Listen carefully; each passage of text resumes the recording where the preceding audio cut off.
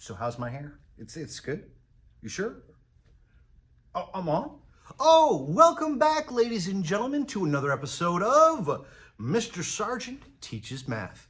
Now, over the past couple of weeks, we put a more focus on vocabulary than ever. So I want to get back to helping you with some of your math skills.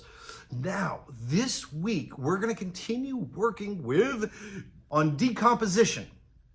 No, not the science term, but it's close to the science term. Remember, decomposition is breaking down things. Now, instead of having like worms or other decomposers out there, what we're decomposing are numbers.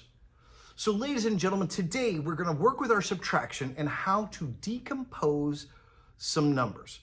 Now, some of the numbers that we're going to be working on this week are in the hundreds place. So, using decomposition, it's going to help us out a little bit better. Now, there's even going to be a few other methods that I'm going to show you that will definitely help you understand math better. Now, to help me, what I'm going to do is I am going to use the incredible whiteboard of math. Boom! And here it is. Now, using this whiteboard, we're going to be able to work together on a few problems so that I can show you how you do it. Usually, when I do these videos, I put some electronic stuff up here. We're going to make it simple and easy for you today to follow along, to work with me, and to model what I do here. So, ladies and gentlemen, with no further ado, let's go ahead and get started with some decomposition of some numbers. So, ladies and gentlemen, using our incredible whiteboard of math, what we're going to do is we're going to be working out a series of problems. So, our first problem that we're going to solve is, boom, 148 minus 65. Now, there are a number of ways to solve this problem. All right. So, the first way we could do is old school way, where we just separate our place values like that, and we just subtract normally. So 8 minus 5, very good, it's 3. And then 4 minus 6, oh wait, we can't do that, can we? See, if you hold up 4 fingers, can you take 6 from that? You can't, so we're gonna need to, you got it, we're gonna have to regroup and we're gonna have to borrow. So we have to change this 4 to the 14, and we borrowed it from over here, so we change that to 0. So now 14 minus 6 is what? Did someone just say 8? Absolutely, great job. So that leaves our answer as 83. Now, that's a fairly easy way to do this. What we're gonna do is we're gonna use deconstruction and concrete models to create this problem. So let's take a look at this problem again. Okay, so now that we have our problem here, what we're gonna do is we're gonna use deconstruction and concrete models to help us with our subtraction. So the first thing that I'm gonna create is a place value chart. Now, feel free to do this with me as I'm going through. They're actually pretty easy. I just draw one solid line, and then I break it into 3 sections. Now, you may be wondering why I break it into 3 sections. Well, if you notice, in 148, how many place values do we have? We have 3, don't we? Okay, so I'm gonna need a hundreds chart, I'm gonna need a tens chart, and I'm gonna need a ones chart. So now I can just use my board here to help me make a concrete model of what we're doing. So let's start with 148. So I'm going to start with the ones place. How many ones do I have there? Well, I have 8, don't I? So I'm going to write down or put down 8 counters. Just like that. Now I have the 4, but that doesn't equal 4, that equals 4 tens, right? So I'm going to put down 1, 2, 3, 4 counters there. And then we have that 1 in the hundreds place, don't we? So let's go ahead and put that right there. I think we're going to be doing something with that pretty soon. Okay? And then we have the 65. Well, how many in the ones place? Very good. That is 1, 2, 3, 4, 5. How many in the tens? Well, we have 1, 2, 3, 4, 5, and 6. Now, here we have a concrete model of our subtraction problem. But there's a problem, isn't there? It's right here. What I need to do is I need to take this 100 and change it into tens. Well, how many tens are in 100? Someone said 10. I heard you. I heard you. So what we're going to do is we're going to erase this and we're going to put the 10 tens right here. All right, and I sped that up just a little bit. So now if you notice, I have now not just 10 tens, I have 14 tens and 8 ones. I have 1, 2, 3, 4, 5, 6 tens down here, and I have 5 ones over here. And now I can subtract. Now, an easy way to do this is, well, I like the cross-out method. So whatever I cross out at the bottom, I'm going to cross off at the top, okay? Now, I should be left with some numbers at the top, and guess what that's going to be? That's going to be our answer. So, I'm going to do this pretty quickly, so watch carefully. All right, did you see it? I was able to cross off 5 ones from the 8 and all 5 down here. So that leaves me with 3. Then we look over here and I can do the same thing. If I cross 1 off over here, I can cross 1 off up there, but we're going to be doing this one a little bit differently.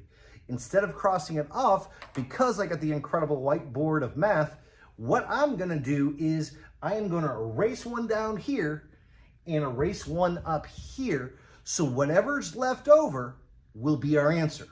So let's go ahead and get started. All right, and done. Look at this. So we're left with 3 over here, but how many in the tens? Well, let's count. 1, 2, 3, 4, 5, 6, 7, 8. So our answer is 8 tens. And there's our 3 ones. So our answer is 83. Did we come up with the same answer we did when we did it the borrowing grouping way? We did. This method is great for those learners that need to draw out our subtraction problems and create a concrete model. Now let's take a look at some other models that we could do. Now we have 173 minus 56. Now we could do this the old school way, but I want us to practice our deconstruction. I want us to practice our concrete models. So here's what we're going to do. We're going to magically put our number chart and boom, there we go. If you notice, I put 3 areas where we can put our 3 different place values. So let's break this down number by number. Okay, the first, we have 3 ones. Next, we have 7 tens.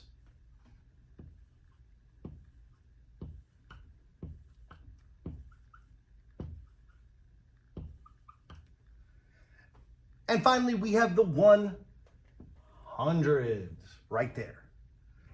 Our next number is we have the 6 ones in 56.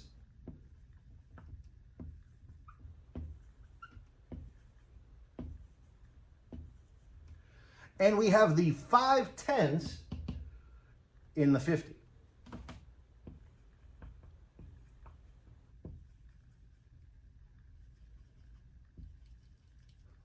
Okay, did you draw your chart just like this?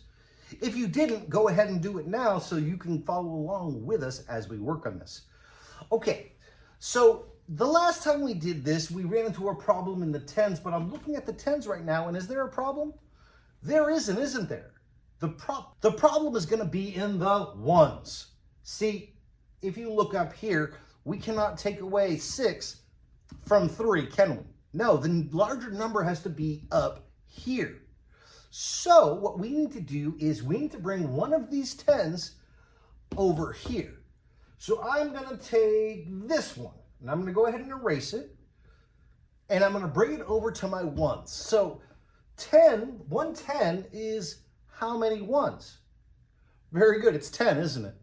So I add the 10 to this 3 right here. All right, there they are. So now our problem should look okay. So let's go ahead and do the cross-off method or do the erase method. I'm going to go ahead and do the cross-off method because I think it's going to be more useful when we're doing this on our own paper. So remember, whatever ones I cross off down here, I have to cross one off up here. And if it helps you to separate these two by drawing a line, if that helps you, then go ahead and do it, because it may help me do this so I don't cross up and put the dots in the wrong place. So let's go ahead and quickly cross off 6 down here and 6 up here.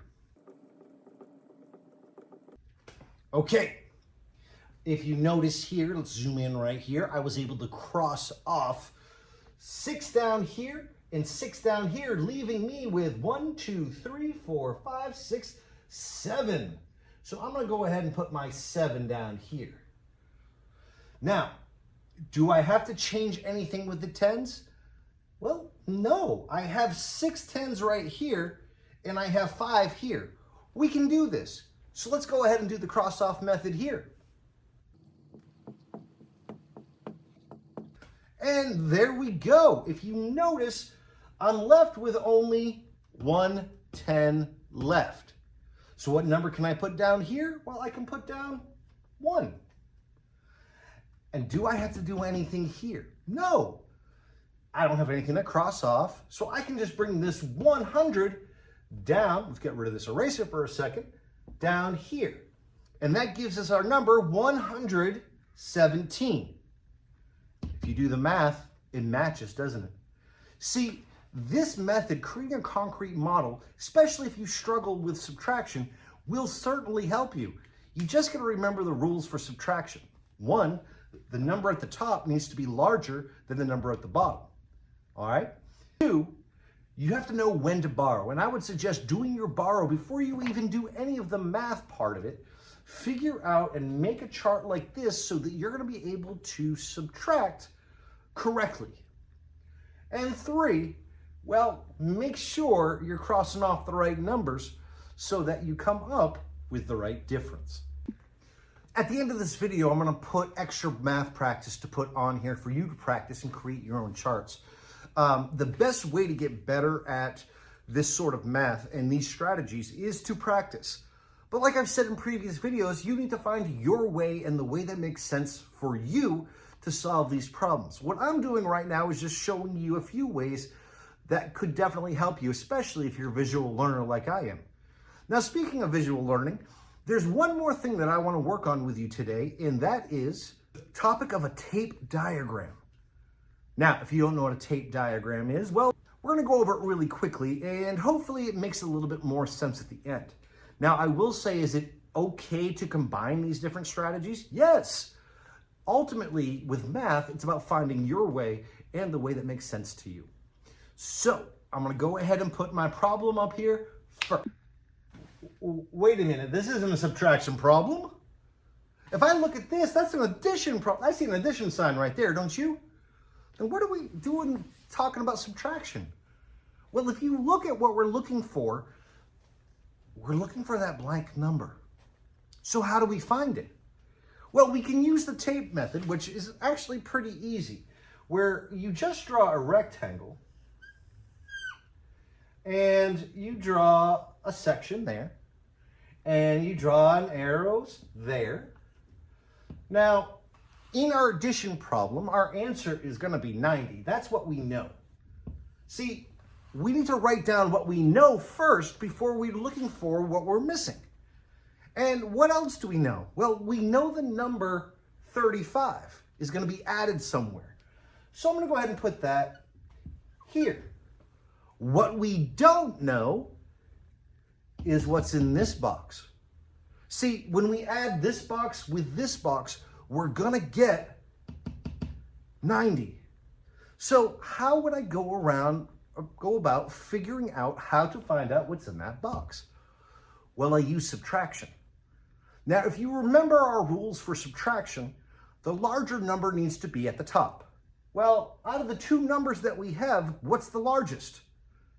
It's 90, isn't it? So I'm going to go ahead and put 90, and what's our other number? It's 35. So if we subtract 35 from 90, we'll find out what that missing box equals. Oh, I'm excited about this. So let's go ahead and solve this problem. The first thing we got a problem is, well, if we break this down, that 0, it needs to be something else, don't we? We need to kind of borrow here, don't we? So let's change that to, well, we're going to borrow a 10, so what's 10 plus 0? Just the easiest math problem of the day. 10 plus 0 is 10. But we got that 10 from somewhere. We got it from the 9, so we have to change that 9 to 8. Okay? Now, if we were doing this with the concrete model, where we get to use the place value charts and totally deconstruct this, we could see that we would have 9 circles here, 0 here, but we would have to borrow one of those 9 circles to make a 10 over here, wouldn't we? So you can use both of these methods to help you. So now let's go ahead and subtract. Now, since we were able to separate it, we separate this into 2 separate subtraction problems. We have 10 minus 5, and we have 8 minus 3. So what is 10 minus 5? Very good, it's just 5. And 8 minus 3? Well, guess what? That's 5 too. So our answer is 55. But if we're putting this as an answer, see, we had to create the subtraction problem, didn't we? Really, it's an addition problem. So what number goes in these 2 spaces? Well, our difference. 55 goes in that box, and 55 goes up there. And if you're not sure, well, let's erase this for a second. Boom. And there we go. What we can do is we can actually add this up. 55 plus 35. And if we did this right, 5 plus 5, 10, carry the 1. 1 plus 5 is 6, plus 3 is 9.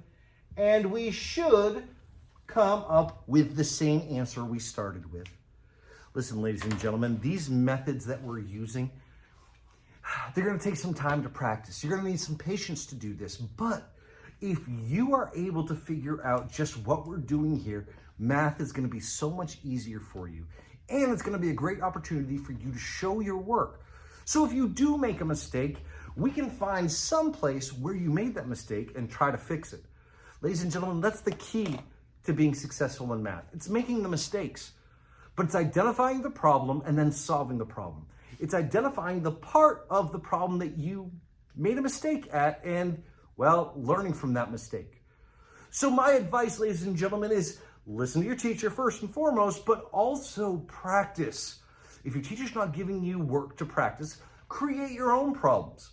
You could put any numbers up here to solve these subtraction problems. And the way you're going to get better is through practice. And once again, if you need any help whatsoever, do not hesitate to reach out. Parents too. You need some help with this, reach out and we can see what we can do to help you. But most of all, and I've said this before, when it comes to math, we need to find your way. So ladies and gentlemen, good luck. End of this, there'll be some practice. By all means, practice makes better. Good luck, and I cannot wait until the next video where I get to work on some math with each and every one of you.